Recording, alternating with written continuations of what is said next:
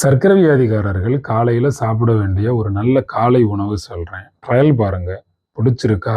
அடுத்தடுத்த உணவுகள் என்னை கேளுங்க, நான் உங்களுக்கு சொல்லித்தர்றேன்.